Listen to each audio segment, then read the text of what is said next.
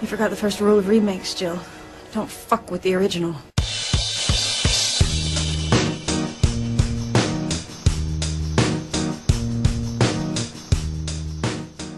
Hey everybody, this Friday, Dawn of the Planet of the Apes is coming to theaters, and you know what that means? Another episode of Don't F With The Original. I'm Dimitri, editor-in-chief of Idiomatic.com and movie critic, and because we're talking apes, today I thought we'd talk with the ape aficionado over at Idiomatic. I'm Frank. I am descended from apes. I feel I have some measure of knowledge that I can bring to the audience, which is also descended from apes, I'm told. And I believe this is my first episode of Don't F With The Original, so I'm actually looking forward to it. It is, that's right. I really wanted to bring you on board for this episode specifically because I remember when we did the Dreamer's Edge podcast and we listed our top 3 movies of the decades, and for the 60s, you went with Planet of the Apes. So Absolutely, yes. Planet of the Apes, directed by Franklin Schaffner, written by Michael Wilson and Rod Serling, based on a novel by Pierre Boulle, not a very good one, by the way. Astronaut, played by Charlton Heston, because of relativity and suspended animation, wakes up thousands of years in the future, crashes on a planet where apes are the dominant species and humans are just hunted and used as slave labor, essentially. When he reveals that he can talk, a court ensues to determine what to do with this man. Cue a heavy-handed allegory about religious and political propaganda and all that good stuff. It is one of those movies that stays with you. As I no doubt mentioned during the podcast, I saw it at the perfect age. I think I was 12 at the time, so I did not see the ending coming. And I have to say, I imagine a number of people didn't when the movie first was released. Rod Serling was, he wrote one of the original scripts. They didn't use his script in the end, but they obviously took a number of bits and pieces from it, like a lot, really, actually. But the actual ending was Rod Serling's ending, and I still, really just believe it might be one of the top 3 best endings in movies ever. And, if you watch it in the 60s or 70s or early 80s, when, there was no internet, yeah, mind you, I wonder, hey kids, sign on to Idiomatic and please tell us if you saw the ending coming or if you were aware of the ending. I'd be kind of curious to see if this has permeated the internet to the point where it's one of those things that everybody knows about or not, or if you can still watch a movie today and be surprised by the ending. But it was brilliant, and it really it went to that tradition of the 1970s, which is a very dark period for Hollywood. Mm-hmm. Well, late 60s, early 70s. Like, they were starting to mess around with controversial endings. And the thing is, the Rod Serling script was in some ways tongue-in-cheek, but there were some really dark elements to that movie. And it really, it's one of those rare movies that really just looks at humans and turns things around, and what if we weren't the dominant species anymore, which is a really an interesting concept to put on film. The science fiction at the time, the literary science fiction, the books, was very sophisticated. It was sophisticated in the 30s and the 40s. You looked at the movies and it was like Flash Gordon's. It wasn't that great. You had Star Trek in the 60s on television. You had some movies that had some measure of sophistication, but Planet of the Apes is a very dark universe. It's a very depressing universe. When you first watch that movie, you're like, wow, okay, one of the astronauts ends up, spoiler alert, stuffed and put in a museum. The other one gets lobotomized, and guess what? The third one, who gets to live? It's almost a worse fate for him. It's almost worse, yeah. Which was intense and riveting in a sense. Maybe because it was a fresh approach. I was going to say, because it was inspired, of course, by the French writer Pierre Boulle. Yeah. who also wrote the book on which Bridge Over the River Kwai was. Oh, really?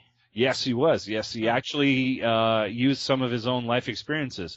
I don't know, man. This guy, like, he went into the jungle and he came out and just decided, you write Bridge Over the River Kwai, the book that would, lead to the movie, and then you write like Planet of the Apes, and Yeah, although funny book... things happen to you when you go in the jungle, I guess. It's the takeaway from that.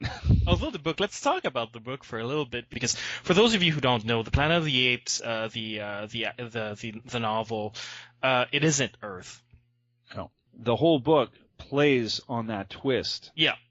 Of you think the narrators are human, and they're not. Yeah. And you are revealed at the end.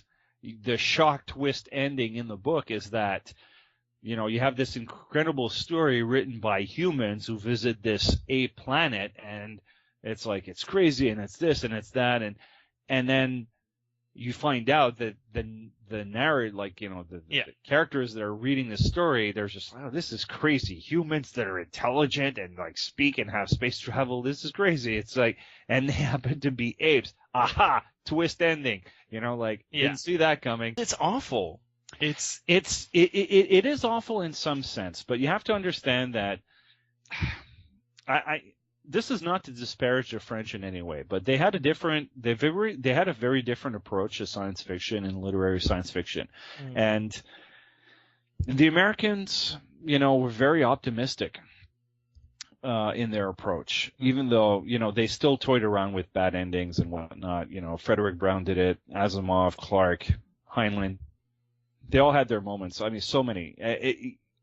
Science fiction in many ways is such an interesting medium because you sort of have to break away from convention as a starting point. The book Planet of the Apes it's kind of weird. It's almost, you think like, wow, this is an idea for a really good short story, but I'm going to expand it into a book. I don't know. It's very weird. It's very strange. It's very quirky. It's you read it and you scratch your head and go, my God, where are you going with this? And it's not that great. But I guess maybe somebody somewhere read the book and thought, hey, maybe this would really make a really cool movie. And, and to have that ending, and Rod Serling gets his hands on it, and Rod Serling being like such a genius, ahead of his time.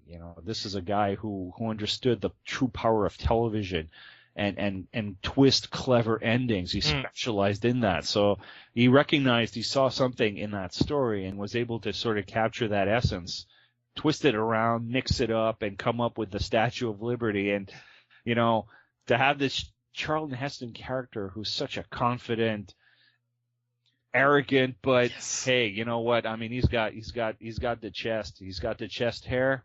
Well, he's walking hubris is what he is. And, he backs it up, though, throughout the entire movie. And he gets at the end, and it's just so crushing.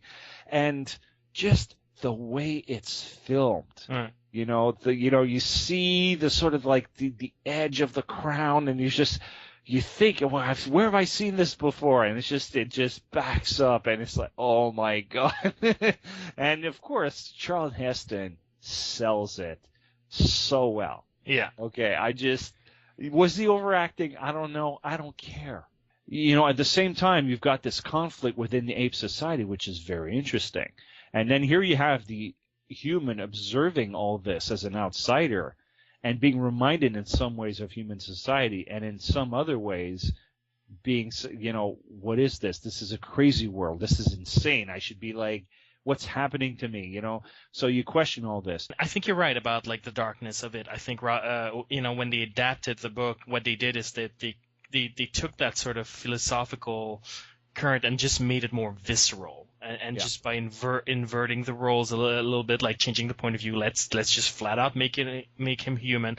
Let's just flat out make him in constant peril, the way an animal would be in this society. And then let's make him a constant reminder of man's arrogance, of both the good side of it and the bad side of it, because he is remarkably resourceful because of that. Oh, absolutely. Yeah. He's a very resourceful character. And what I find very interesting about the movie is that there are several points in the movie where he's constantly challenged. And he's constantly put in situations like, okay, when he's first captured, he has, he's wounded in the throat. He can't speak. How can he possibly, what is the best way for him to establish the fact that he's smart and intelligent and is a human being?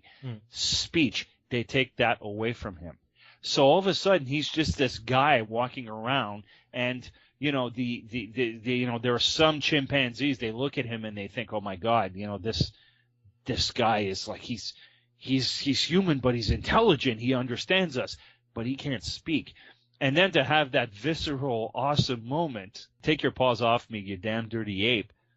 Oh my God, what a great moment! And to have the shock, it's a movie that is very dark, but it has those moments where you're so involved in the situation, you're so involved in the action, and you're so drawn to the fact that, what if this guy could speak? And then in one critical moment, he gets to do it, and he gets to say what you've wanted to be saying since the beginning of the movie.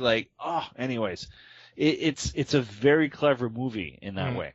It's because he's such a triumphant spirit. Even if he is a dick, and he definitely is a dick. He is. But you get caught up in his triumph, and you keep thinking that he's going to triumph no matter what you throw at him, and then eventually they throw too much at him, which is fantastic. You don't see that coming, in the end, it's more of a he sort of he rides off triumphantly, and then the reality comes crashing down, and he realizes what happened. And it's such a huge takeaway, because at the end, he rides off, and Dr. Zaius, who's a character you've at this point learned to loathe, and how he's very arrogant as well, very theological in his outlook, very much man and ape don't mix, and this and that. Yes and no. But he's he does. manipulating the religion. He's the only one who truly knows the thing. Yeah. I mean, if you look at the original Planet of the Apes, it's a weird movie where it's tension, danger, people, astronauts running away from those crazy apes, and then the movie grinds to a halt for a big philosophical argument in a sort of a courtroom.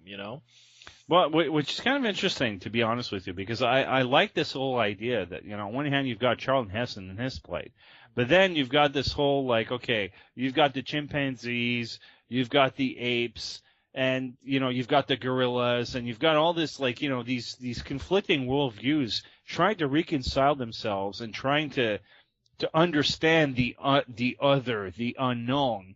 And all of them, in some ways, even the chimpanzees, which are very sympathetic towards Charlton Heston, are in some ways very much not understanding him. But it's so interesting. The movie had an impact because it gave birth to a franchise. A franchise which kept going on and on and on. I remember watching the second movie and thinking, okay, this is there is no franchise. I mean, by that time I knew that there had been other movies, but I think, how do you recover from this? The movie ends with the destruction of Earth and everybody on it. There's just this sense of abject, dark pessimism. For those of you keeping track, that's beneath the Planet of the Apes, and that's when a new astronaut arrives in the same timeline, a little bit after Charlton Heston, tries to track him down, goes through the exact same beats of the story, and then encounters a bunch of mutant humans with telepathic powers who worship the nuclear bomb. Then they come up with, the twist of Zira and Cornelius escaping back to Earth and laying the groundwork for this whole notion of, hey, guess what? Time is a loop. Oh my God. Interesting. Yeah. An interesting movie, which is also very dark in its ending, and also has an interesting twist ending in that Caesar gets to survive. Escape of the Planet of the Apes follows the two chimpanzees as they go back in time after the nuclear explosion that destroyed Earth, and find themselves in present day, facing sort of the same struggle Charlton Heston had, but except with humans, because they're apes. So really, it's sort of like the same movie, but with the idea of like, aha, the tables are turned, except the first movie turned the table on us, so really the tables are really just in the place they should be. So I don't know, I'm not crazy about the concept of that movie, to be honest. And then Conquest of the Planet of the Apes, where we really start delving into interesting territory. Not least because the current franchise is really based on that movie. Like, it really is based on that movie. Conquest of the Planet is like, how did the apes first take over? Yeah, it covers the same ground. I find the new version a lot less goofy than the version in Conquest. I totally agree. Like, it doesn't have moon dust and a space disease that wipes out cats and dogs, forcing humans to adopt apes lest we go about our lives without pets. It's just so goofy. Although, I remember, again, this is like, it's been a while since I've seen it, but I remember, the notion of, the initial premise is kind of interesting in how, okay, cats and dogs have completely disappeared and humans have replaced their pets with apes.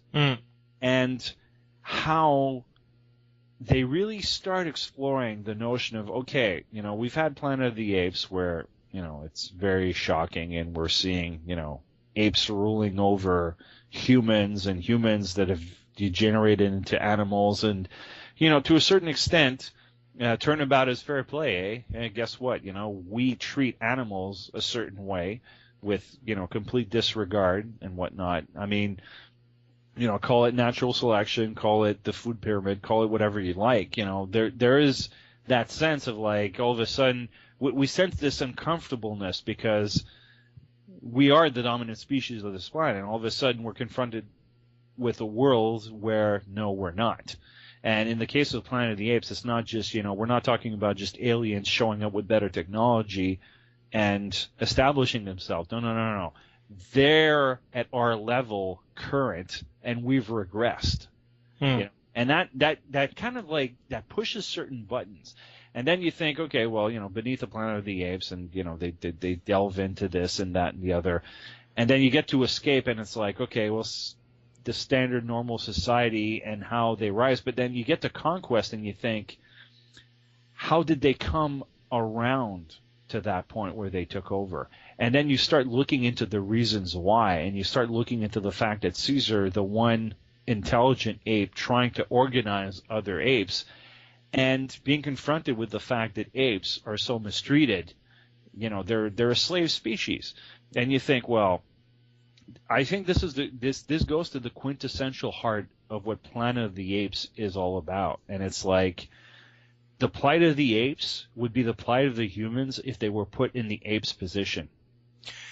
Absolutely. And the thing I like less about the sequels is actually because a little bit of that, in the sense of the first one, you could substitute man. Well, obviously you're going to substitute the apes for man in the first one, like you would in any of the sequels. But you're talking about Rise of the Planet of the Apes. I'm talking about Planet of the Apes, the okay. original Planet of the Apes. Okay. But you could substitute Charlton Heston's character with any oppressed group, be it a minority.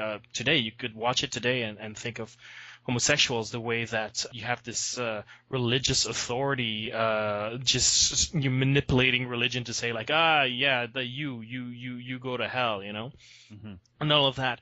Whereas when you go into the sequels, you lose a lot of that, and it really becomes sort of like man, ape, man, like the way we treat animals. What if man was not the dominant species? It becomes this much more narrow allegory, whereas the first one, the original Planet of the Apes, is actually a lot broader, and for me, a little bit more relevant culturally. It will speak to more people in a real way, whereas this is much more of a philosophical argument, if you will.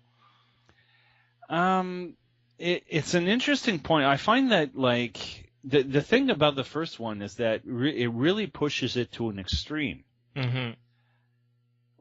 And the perception is really like, you're confronted with the fully realized evolution, no pun intended, where ape has replaced man and man has replaced ape, and there is a dominant species and there's a lower species, and there's no common ground whatsoever.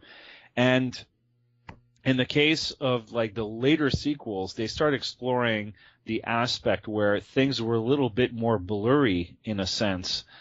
You're right in that, like, there is an element of extreme in the original, which is absent from the others. But at the same time, I'm not sure if it's some of the visceral scenes from Conquest of the Planet of the Apes, which really showcase this notion of, what if there's a lab rat in the lab that understands what's going on? It's one thing when you're doing these things, to a being that might not necessarily understand, that will react, that will feel emotion and whatnot. But, the stand-in, that like, there's a flip side, to this, which I find is very interesting. And I guess maybe it's a good way. It's a good idea to segue into the. I'm going to completely bypass the Tim Burton. Oh, come on! Okay, because Tim Burton and I are no longer speaking. Okay, not that we were before, because he doesn't know me. Like, seriously, if you want to spend 5 minutes to diss him, I'm totally down with that. Yeah, no, totally I down think with we that. should. But before we do that, though, you did skip Battle for the Planet of the Apes, which I have really not seen, unfortunately. Okay. I'm going to talk about it just a little bit, because what it is it takes place after Caesar successfully led the ape revolt. Mm-hmm. And it is sort of the last vestiges of humanity. And there's the ape city, and the apes are considering whether to wipe out humanity once and for all. And if you've seen Conquest, you know that Caesar wasn't for genocide. Mm-hmm. And again, we're back to a much more versatile allegory, a much less narrow allegory, which is a lot more about how man treats man than it is about how man treats animal. Mm-hmm. Because I think Beneath actually derailed a little bit the spirit of Planet of the Apes because there's a couple of continuity errors that feel pretty major to me when I watch them back to back. Because in Planet of the Apes, Zeus is pretty much the only ape who knows that man used to rule the world. The other ones don't know that. They just view man as animals to, abuse and use as cattle or whatever the hell they do with them. Mm-hmm. And then when you get to the second one, there's a big political debate between the gorillas and the chimpanzees as to whether to wipe out man before they can get their intelligence back or not. I'm like, when did you find that out? This used to be a big secret in the previous film. What happened? Yeah. No, there is a measure of disconnect, and God, we won't even talk about the television program, which apparently takes place 900 years before the events of Planet of the Apes. So at a time where humans could still speak.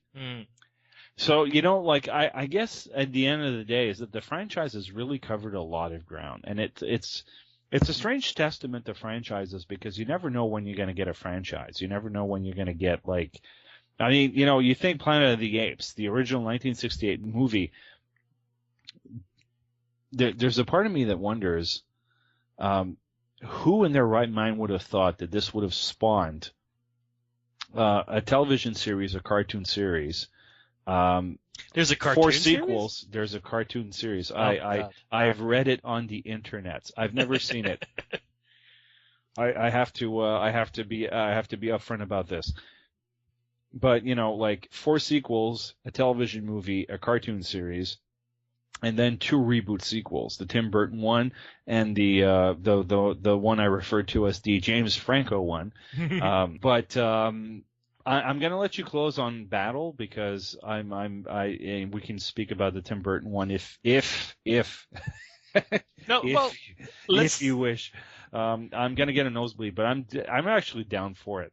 Yeah, okay. Let's save the Tim Burton remake and Rise for next week, because we're running a little bit long, and I don't want us to shorten our conversation on Rise in particular, because I think it's a movie that there's so much to say about.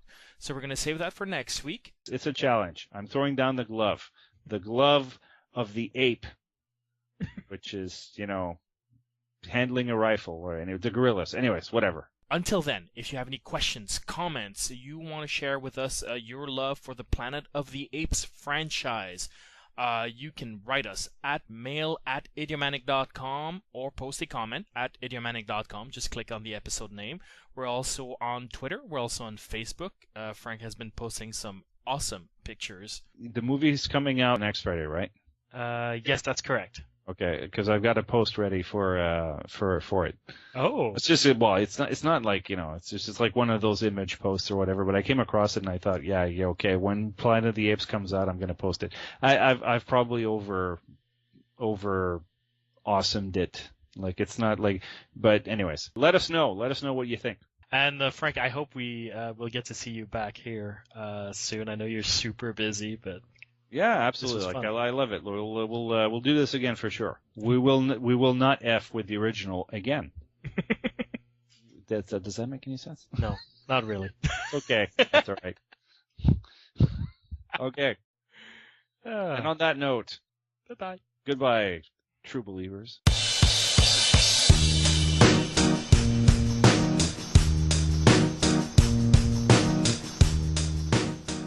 What to do with this man, cue a heavy-handed allegory about religious and political propaganda and all that good stuff. It is one of those movies that stays with you.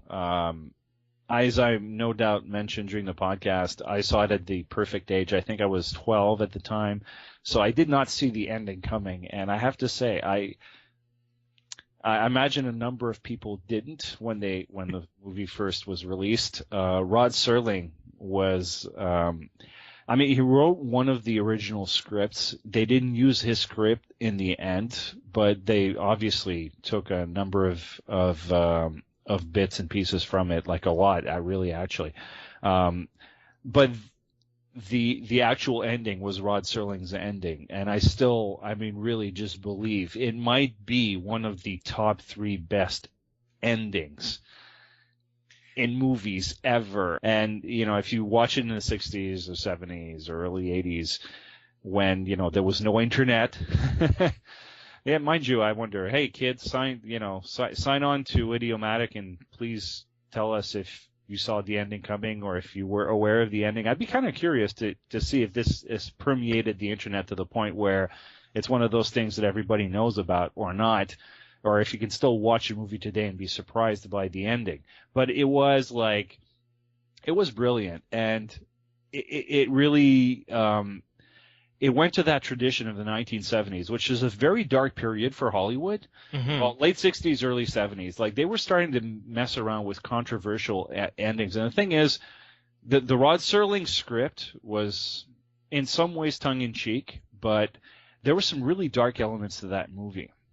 And it really, it's one of those rare movies that really just looks at humans and turns things around, and what if we weren't the dominant species anymore, which is a really an interesting concept to put on film. The science fiction at the time, the literary science fiction, the books, was very sophisticated. It was sophisticated in the 30s and the 40s. You looked at the movies and it was like Flash Gordon's. It wasn't that great. You had Star Trek in the 60s on television. You had some movies that had some measure of sophistication, but Planet of the Apes is a very dark universe. It's a very depressing universe. When you first watch that movie, you're like, wow, okay, one of the astronauts ends up, spoiler alert, stuff. You forgot the first rule of remakes, Jill. Don't fuck with the original.